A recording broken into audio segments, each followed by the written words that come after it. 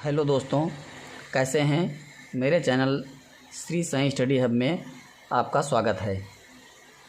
RRB, NTPC, railway, RO, ARO आदि जैसी परीक्षाओं में जनरल साइंस से पूछे जाने वाले क्वेश्चनों की श्रृंखला में आज बायोलॉजी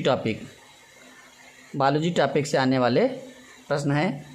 इसमें आज एक टॉपिक हो चुका है, इसका एक लेक्चर हो चुका है जिसमें कुछ शाखाएं, कुछ ब्रांचेज बताई गई थी। उसी को आगे बढ़ाते हुए देखते हैं। आगे सेरीकल्चर संबंधित है रेशम कीट से, रेशम कीट पालन से। भैया रेशम कीट पालन से कई बार क्वेश्चन पूछा गया है, लगातार ये क्वेश्चन समझे बहुत इंपॉर्टेंट है।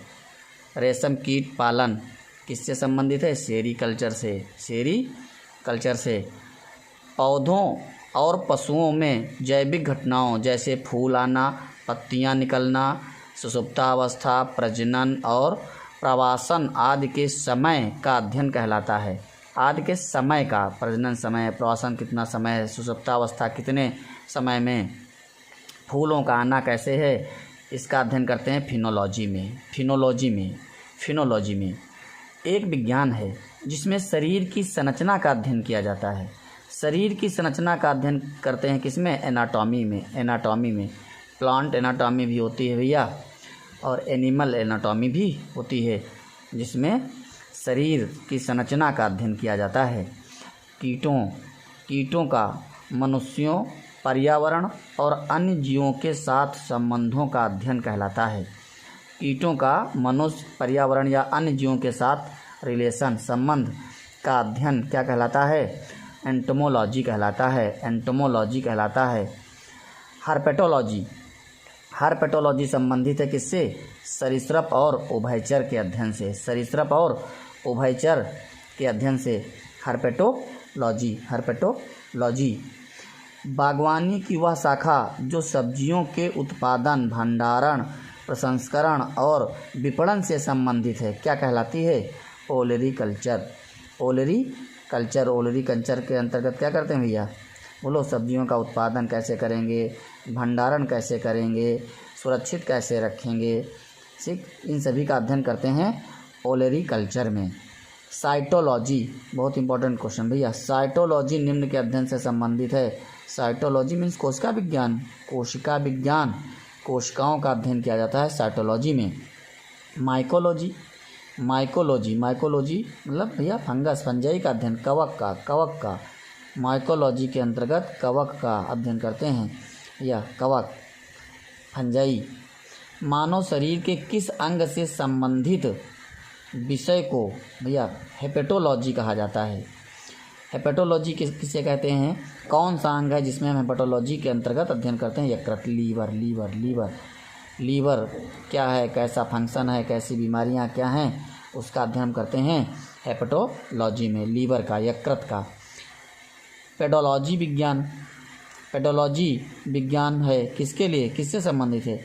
मिट्टी के अध्ययन से। मिट्टी का विज्ञान है पेडोलॉजी, मिट्टी का विज्ञान है भैया। इसे इडेफोलॉजी भी कहा जाता है। इडेफोलॉजी या पेडोलॉजी मिट्टी का विज्ञान है, मिट्टी से संबंधित अध्ययन किया जाता है, उसकी संरचना, संगठन का अध्ययन किया जाता है। अगला क्वेश्चन है, आर्द्र एवं नम वातावरण में उत्पन्न होने वाले काई मतलब मॉस जैसे प्राचीन पौधों के अध्ययन को क्या कहा जाता है?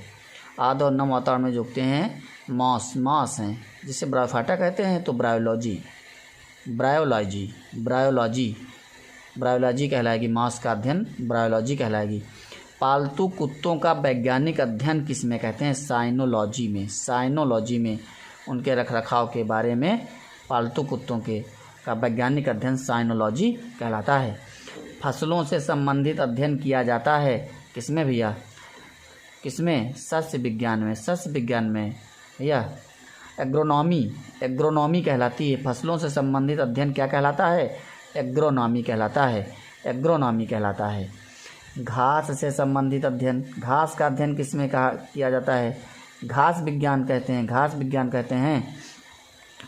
एग्रेस्टोलॉजी कहा जाता है। घास से संबंधित एग्रेस्टोलॉजी में क्या करते हैं? घास का अध्ययन किया जाता है। सूक्ष्म जीवों व उनसे उत्पन्न होने वाले विशेष प्रभावों का अध्ययन किया जाता है। और सूक्ष्म जीव जानते हैं माइक्रोबायोलॉजी में आते हैं। माइक्रोबायोलॉजी के अंतर्गत सूक्ष्म जीवों, कवक, जीवाणु, ये सब क्या हैं, इनका प्रभाव क्या है, इनसे रोग क्या होते हैं, इन सब का अध्ययन करते हैं माइक्रोबायोलॉजी में सूक्ष्म जीवों का अध्ययन किया जाता है। रुधिर एवं रुधिर रोगों का अध्ययन, रुधिर और उससे संबंधित रोग, इनका अध्ययन क्या कहलाता है? हेमाटोलॉजी कहलाता है। रुधिर क्या है और उससे होने वाले रोग क्या हैं, इन सब का अध्ययन क्या कहलाएगा? हेमाटोलॉजी कहलाएगा। तंत्रिका तंत्र का अध्ययन जानते हैं भैया, न्यूरो से संबंधित तंत्रिका, बहुत इंपॉर्टेंट क्वेश्चन है, कई बार पूछा गया। न्यूरोलॉजी कहलाता है। तंत्रिका तंत्र का अध्ययन किस में करेंगे? न्यूरोलॉजी में। कंकाल तंत्र का अध्ययन किस में करेंगे भैया? ऑस्टियोलॉजी भैया, ऑस्टियोब्लास्ट वगैरह कोशिकाएं सब अस्थियों से संबंधित हैं, हड्डियों में पाई जाती हैं, तो कंकाल तंत्र का अध्ययन करते हैं ऑस्टियोलॉजी में। एंडोक्राइनोलॉजी अंतःस्रावी तंत्र है, अंतःस्रावी तंत्र का अध्ययन करते हैं, अंतःस्रावी ग्रंथियों का अध्ययन करते हैं। अंतःस्रावी ग्रंथियाँ थायराइड ग्रंथि हैं, पीयूष ग्रंथि है, सब अंतःस्रावी ग्रंथियाँ हैं, थाइमस ग्रंथि हैं। तो एंडोक्राइनोलॉजी अंतःस्रावी तंत्र का अध्ययन करते हैं, अंतःस्रावी ग्रंथियों का अध्ययन करते हैं, किसमें? एंडोक्राइनोलॉजी में। सांपों का अध्ययन किया जाता है, आर्कियोलॉजी में सांपों का अध्ययन करते हैं। अभी इसके पहले देखिए बताया गया है सरीसृप और उभयचर का अध्ययन जो हर्पेटोलॉजी में किया जाता है। हर्पेटोलॉजी ये सरीसृप और उभयचर के अध्ययन से संबंधित है। लेकिन अगर हम बात केवल स्नेक की करें, सांप की करें कि सांप किस प्रकार के होंगे, सांप की उनकी संरचना कैसी होगी, रचना कैसी होगी, रखरखाव कैसा होगा, इन सब का अध्ययन अगर हम सांपों का करते हैं, कौन विषैले नहीं विषैले होंगे, तो ये आर्कियोलॉजी होती है। इसी प्रकार से जनरल साइंस के इन सभी परीक्षाओं में आने वाले क्वेश्चन लगातार आपको प्रतिदिन इसी प्रकार से मिलते रहेंगे। धन्यवाद।